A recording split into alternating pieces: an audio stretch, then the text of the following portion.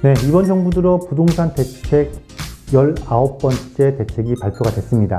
기존 대책과 마찬가지로 딱 부분은 투기 수요 차단, 투기라는 말이 첫 번째 나왔다는 거 주목해 보셔야 됩니다. 특히나 기존 18번째하고는 다르게 이번에 대책이 나오면서 저 투기 수요에 맞는 굉장히 예의주시해야 되는, 사실은 어떻게 보면 조정 대상 구역으로 지정된 곳들보다 숨겨져 있는 그것을 더 여러분이 이번에 꼼꼼히 체크해 보셔야 되는 부분이 있습니다.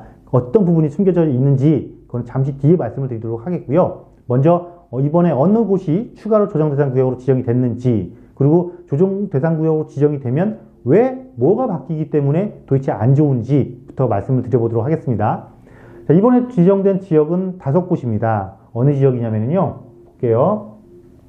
수원의 영통, 권선, 장안, 그리고 안양의 만안, 그리고 의왕시, 이 5곳이 추가로 지정이 됐는데요. 이 5곳이 추가로 지정된 곳에 공통적인 특징이 하나 있습니다. 뭘까요? 바로 신축 아파트 중심, 그리고 여기에 플러스 호재가 있었다는 겁니다. 어떤 호재? 바로 이 호재는 교통 호재였다.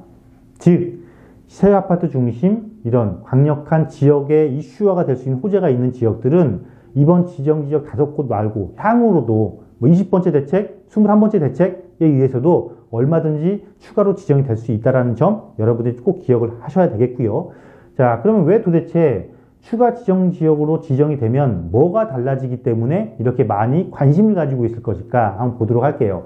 어떤 부분이 달라지는 거냐면요, 한 크게 3가지 정도가 달라진다고 보시면 됩니다. 그 크게 3가지 달라지는 게요, 이렇게 보시면 돼요. 눈에 띄는 부분부터 먼저 말씀을 드리도록 하겠습니다. 자, 조정대상 구역으로 지정이 되면 크게 3가지. 어떤 부분? 첫 번째, 대출 부분이 바뀌어진다. 대출 부분이, 즉 구역으로 규제를 한 거니까 대출이 당연히 강화되겠죠. 그리고 세제 부분이 달라진다. 어떤 세제 부분 중에서 당연히 우리 양도세에 굉장히 민감하잖아요.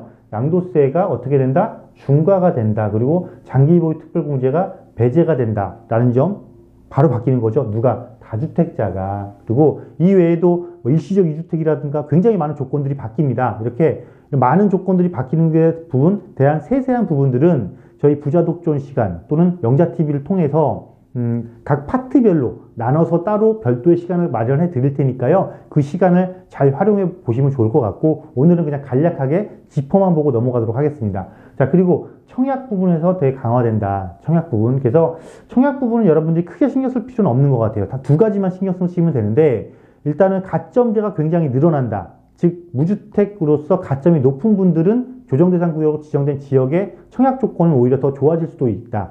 대신에 가점이 높아야 된다는 단점은 있습니다. 그리고 2번째는 전매 제한이 굉장히 강화됐다. 어떻게?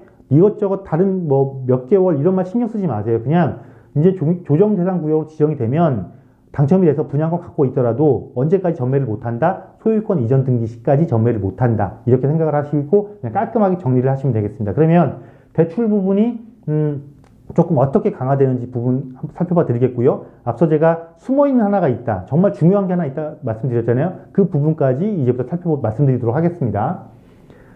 자, 대출 부분은 규제가 조금 강화돼요. 그리고 기존과는 다르게 기존에는 그냥 조정 대상 구역에만 해당되면 그래도 LTV가 60%까지 나갔거든요. 근데 이 LTV가 이번에는 전체가 다 해당이 됩니다. 조정 대상 구역 전체가 다 해당되는 거니까 좀 강화된다라고 보시면 돼요. 어떻게 강화가 되는 거냐면 금액별로 나눠집니다. 2개 구간으로 나눠서. 마찬가지로 이제 9억. 항상 우리나라는 왜 9억을 자꾸 이야기할까? 이렇게 생각을 하실 수 있는데요. 우리나라에서 이야기하는 고가주택의 기준이 9억이기 때문에 그럽니다. 특히 9억은 공시가가 아니고요. 시가 기준, 실거래가 기준이라, 대출에 있어서는 시가, 대출에 있어서는 시가 기준이고요. 일반적으로 양도세라든가 고가주택을 판정할 때는 실거래가가 기준이다. 이렇게 보시면 돼요. 그래서 도대체 지금 시가는 뭐냐? 시가가 뭘까? 뭘 시가라고 할까? 궁금하시잖아요? 이렇게 보면은, 국민은행의 시세가 있어요. 국민은행 시세가 있고요. 한국감정원의 시세가 있습니다. 이 시세 중에서 높은 거를 시가로 보고 판단을 하니까 언제? 대출 산정을 할 때 이거 좀 체크를 해 보시고요. 그래서 어떻게 바뀌었냐면 60% 단일해서 이제는 9억 이하는 50%, 그리고 9억 초과분은 30%로 2단계로 나눴죠. 여러분, 12, 16 대책 기억하시죠? 그 금액 이렇게 나눈 거. 그렇게 그거와 비슷하게 금액을 구간별로 조금 나눴다라고 보시면 됩니다. 그리고 또 하나 바뀐 게 뭐냐면 대출을 이렇게 하면서 실수요자를 위한 대출 규제를 하면서 어떤 것까지 또 하나 바뀌었냐. 여기 추가가 된 게 또 하나 있어요. 기존까지는 1세대가 기존 주택을 담보대출을 받을 때 기존 주택을 어떻게 2년 내 처분하는 조건으로 주택담보대출이 가능했다라면 이제는 어떻게 하겠다? 전입까지 의무로 하겠다. 전입까지. 물론 투기과열지구까지 해당되시는 분들은 이게 조금 이미 익숙하죠. 왜냐하면 1주택일 경우에 신규 주택 구입했을 때 여기에 내가 전입하지 않으면 대출이 안 되죠. 기존 주택에 대출이 있으면 갈아타기여도. 그래서 은행에서 뭘 요구했냐면 등본을 요구를 했어요. 근데 이게 이제는 투기 과열지구가 아니고 조정 대상 구역에만 해당이 되더라도 그렇게 전입 신고를 해야 된다. 반드시 이거 꼭 체크를 해 보시겠고요. 자, 그 다음에 좀 더 중요한 게 뭘까요? 자, 마지막으로 제가 감춰진 실제로 가장 중요한 게 있습니다 라고 말씀드렸죠. 이게 정말 중요합니다. 투기 수요에 대한 단계기간 합동조사 집중 실시, 그리고 조정 대상 지역에서 3억 원 이상 주택 거래 시에도 이제 자금 조달 계획서를 제출을 해야 된다. 언제부터? 3월부터. 그런데 여러분, 이 자금 조달 계획서를요, 굉장히 쉽게 생각하셨어요. 지금까지는. 그런데 이제부터는요, 3월부터는 이 자금 조달 계획서가요, 굉장히 깐깐해집니다. 자금 조달 계획서가. 실제로 내가 만약에, 저 일부는 현금으로 지불을 했습니다. 매매 대금 일부를 현금으로 지불했습니다. 그러면, 그러세요? 그러면 그렇게 볼게요. 라고 했다라면, 이제는 어떻게 되냐면, 그 현금을 어떻게 확보하셨죠? 증명해 보세요. 라고 한다라는 거예요. 즉, 은행 통장 예금 같으면은, 잔고증명서, 이렇게 증빙서류를 갖출 수 있는데, 현금은 증빙서류를 갖출 수가 없잖아요. 즉, 그 현금이 어디서부터 났는지까지 철저히 보겠다라는 거니까, 특히 금액이 커질수록 굉장히, 꼼꼼하게 깐깐하게 보겠죠? 왜? 뭐 때문에? 잘못하면 세무조사 하겠다라는 거니까. 얼마나 무섭습니까, 세무조사. 그래서 여러분, 이제는 현금으로 내가 지불했습니다를 이야기하려면 그 현금에 대한 출처까지도 꼼꼼하게 준비를 하셔야 되고요. 왜 이게 중요해졌냐? 보세요. 국토부, 국세청, 금융위, 금감원, 투기와의 전쟁을 본격적으로 실행하기 위해서 무려 4개 기관이 합동으로 이제 대응을 한다고 합니다. 굉장히 무서운 거죠. 실제로 어떻게 보시면 이렇게 보시면 돼요. 사실상 여러분, 과거에 주택거래 허가제가 한참 나왔을 때 기억 혹시 하시는 분들 계실 수도 있습니다. 사실상 허가제와 맞먹는 거를 뭘로 지금 살짝 바꾼 거냐면 자금조달 계획서로 살짝 바꾼 거다라고 보시면 됩니다. 그래서 자금조달 계획서에 출처가 불분명하면 어떻게 들어간다? 세무조사까지 연결을 하겠다. 그럼 세무조사를 받게 되면 나만 받는 게 아니고요. 나한테 돈 준 사람들까지 같이 엮어지는 거니까 굉장히 불안해지는 지위에 놓여진다. 그래서 이번 대책에서, 이번 19번째 부동산 대책에서는 사실 대출 규제 강화, 기존과 강화 10% 낮춰진 겁니다. 그렇게 크지 않습니다. 그리고 다주택자 중과 조정대상 구역으로 지정됐으니까 당연한 것일 거고요. 청약제도 강화. 자, 내가 전문 투기꾼이 아닌 이상 전매 얼마만큼 하겠습니까? 또 가점제, 어차피 우리 가점 낮으면 당첨 안 되니까 그렇게 크게 와닿지가 않아요. 실제로 이번 대책에서 가장 와닿는 부분, 뭐다?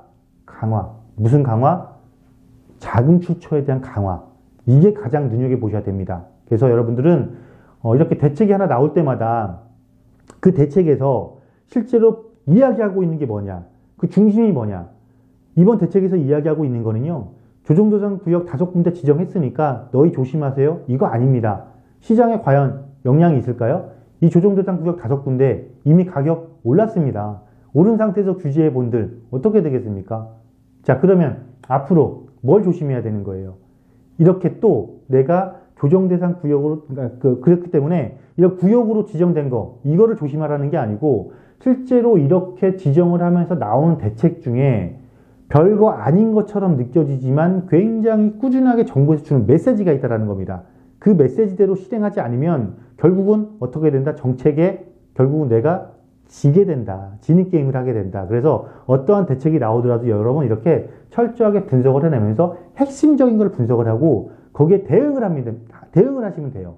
대응만 잘 하시면 된다는 겁니다. 자금조달 계획서 얼마든지 잘 갖추어서 잘 대응을 하면 되겠죠. 그러면 준비를 철저하게 하시게 되면 앞으로 또 다른 추가적인 20회 또 20번째 대책, 21번째 대책에 의해서 또 이렇게 조정대상 지역으로 지정이 되는 곳이 나오더라도 얼마든지 내가 천천히, 그러니까 기간을 여유 있게 생각을 하고 천천히 대응만 한다면 얼마든지 투자를 해도 알짜배기, 즉 안정적인 투자 수익을 꾸준하게 창출해낼 수 있다라고 말씀을 드리겠고요. 전체적으로 이번 대책을 한번 평가를 해본다라면요, 나름대로 제 나름대로 평가를 해본다라면 알맹이가 없다. 어떻게 보면 씨 없는 수박이다. 이런 표현하고도 조금 어울리지 않을까 싶습니다. 즉 이번 대책으로 인해서 어떻게 보면은 집단적으로 이동할 수 있는 루트를 또 하나 만들어줬다. 굉장히 이건 좀 위험한 일이다. 그러면 그 위험한 일이 투자자의 관점에서 볼 때는 정책적으로 봤을 때는 조금 위험한 행위가 될 수 있겠지만 투자자 관점에서 볼 때는 또 다른 좋은 기회를 내가 선점해 갈 수도 있다는 것이죠.